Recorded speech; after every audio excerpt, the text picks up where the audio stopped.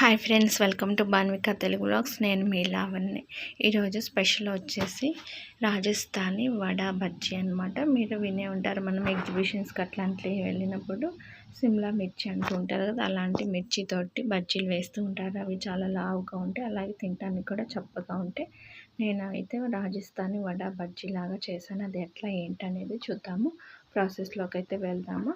నేను ముందుగా దీనికోసం ఒక గిన్నెలో అయితే 1.5 కప్పు శనగపిండి అయితే తీసుకున్నాను. ఈ శనగపిండిని నేను బయట అయితే వేయించుకున్నాను అనమాట. రెడీమేడ్గా తీసుకురాలేదు, శనగపప్పు తీసుకొని వేయించుకున్నాను. ఇందులో సరిపడినంత ఉప్పు, అలాగే వాము, కొంచెం అయితే సోడా ఉప్పు అయితే కలుపుతున్నాను. లాస్ట్ టైం బజ్జీలు వేసినప్పుడు కలపలేదనమాట. అప్పుడు ఏంటంటే పొంగలేదు. నేను ఏంటంటే ఆయిల్ ఎక్కువ పీలుస్తాయేమో అని చెప్పేసి ఇంకా వేయలేదు, ఇంకా పొంగలేదని చెప్పేసి ఈసారి అయితే వేసాను అనమాట. ఇవి వేసుకున్న తర్వాత సరిపడా వాటర్ అయితే పోసుకోవాలి.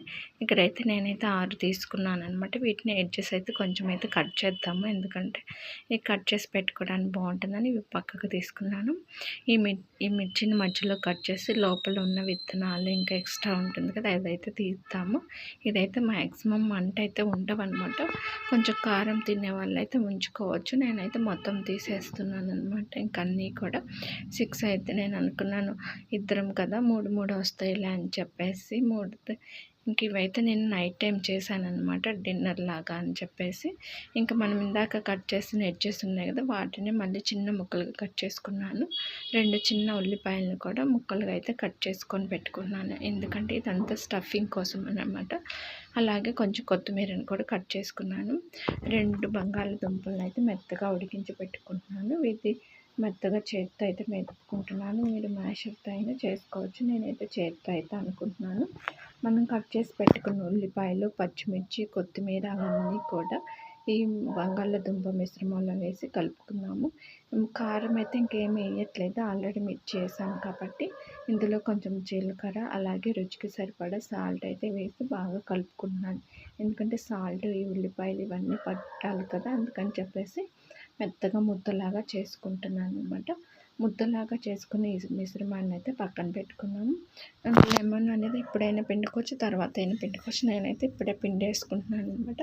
బజ్జీ చేసుకున్న తర్వాత అయినా పిండుకోవచ్చు. ఇలా చేసి పెట్టుకున్న ఆలు మిశ్రమాన్ని అయితే మనం ఈ బజ్జీలోకి స్టఫింగ్ లాగా చేసుకోవాలి. మీరు వడాపావు తినే ఉంటారు కదా, అది కూడా ఇట్లానే తయారు చేసుకుంటారనమాట మిశ్రమము. కాకపోతే ఇక్కడ నేనేంటి ఎలాంటి మసాలా ఫ్లేవర్స్ అయితే కలపలే. ఇష్టం ఉన్న వాళ్ళు చాట్ మసాలా అట్లా వేసుకోవచ్చు. ఈ మిర్చి అనేది రెడీ అయిపోయింది కదా, ఇప్పుడు స్టవ్ వెలిగించి ఆయిల్ అయితే పెట్టుకున్నాను. ఆయిల్ కూడా హీట్ అయింది. ఆయిల్ హీట్ అయిన తర్వాత ఈ బజ్జీని శనగపిండి మిశ్రమంలో ముంచి వేసుకుందాము. ఆయిల్ మరీ ఎక్కువ పైకి లేకపోవటం వల్ల తేలలేదనమాట.